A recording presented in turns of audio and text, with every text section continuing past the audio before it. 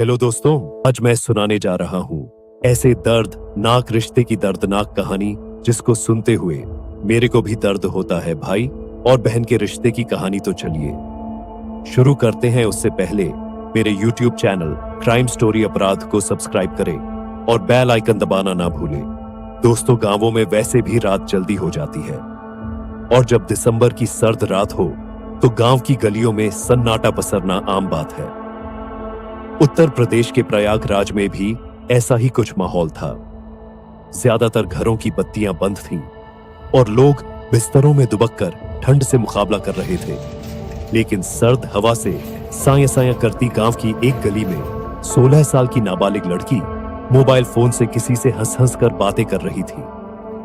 वह इस बात से बेखबर थी कि उसको किसी ने देख लिया है।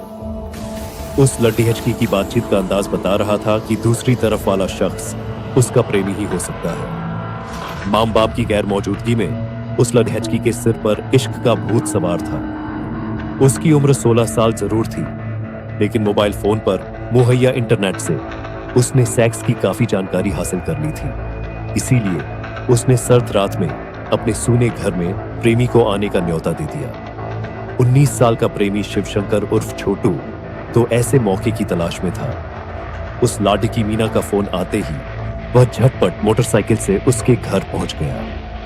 कई किलोमीटर की दूरी उसने इतने कम समय में पूरी कर ली कि अपने सामने खड़े प्रेमी को देखकर भी मीना को आसानी से यकीन नहीं हुआ। मीना ने अपने छोटे भाई अमन को पहले ही किसी तरह गहरी नींद में सुला दिया था।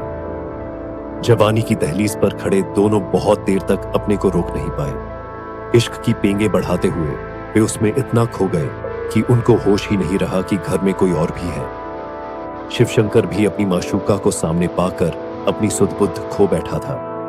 इधर बातचीत और हंसी मजाक की आवाज सुनकर 14 साल के अमन की आंख खुल गई। वह अपने घर में बहन के साथ किसी अनजान को देखकर सब कुछ जल्दी ही समझ गया। उम्र में छोटा होने के बाद भी भाई को बहन की यह हरकत नागवार लगी और वह बहन का विरोध करने लगा। डांट फटकार के बाद भी वह चुप नहीं हुआ और आंखों देखी सारी बात पिता को बताने के लिए कहने लगा। छोटे भाई की इस धमकी के बाद उसकी बड़ी बहन डर गई, लेकिन उसे अपने प्यार में बाधा बन रहे भाई की ये बातें अच्छी नहीं लगी। इसके बाद उसने जो किया वह जानकर लोगों के रोंगटे खड़े हो जाएंगे। मीना ने अपने प्रेमी के साथ मिलकर पहले अपने छोटे भाई पर लोहे की एक छड़ी हज से हमला किया और बाद में पीट पीट कर उसका कत्ल कर दिया। मीना के घर वालों को समझ नहीं आ रहा था कि आखिरकार ऐसा क्यों हो गया और किसने मासूम लड़के को जान से मार दिया। इस वारदात की खबर मिलते ही पुलिस मौके पर पहुंची और लाश को पोस्टमार्टम के लिए भेज दिया। इसके बाद पुलिस ने मामले की जांच शुरू कर दी। पुलिस जांच पड़ताल में जो मामला सामने आया उससे सबकी आंखें खुली की खुली रह गई। अमन के पिता गुलाब खेती करते हैं।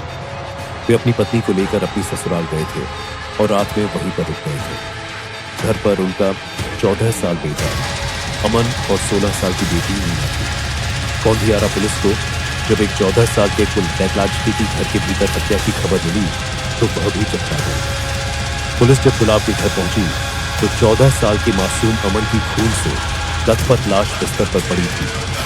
पुलिस को भी पहले समझ नहीं आ रहा था कि एक मासूम का कत्ल क्यों और कौन करेगा, वह भी घर के भीतर, जब घर में केवल भाई बहन ही हो। पुलिस ने लाश को कब्जे में लेकर पोस्टमार्टम के लिए भेज दिया और इसके बाद मामले की जांच शुरू कर दी। घर और गांव वालों को समझ नहीं आ रहा था कि आखिरकार ऐसा क्या हो गया कि किसी ने नाबालिग लड़के को मार दिया। एक 14 साल के मासूम से किसकी दुश्मनी हो सकती है? मेरी कहानी कैसे लगी कमेंट में जरूर बताना और चैनल को सब्सक्राइब करना ना भूलें। मिलते हैं अगले वीडियो में, तब तक के लिए जय हिंद।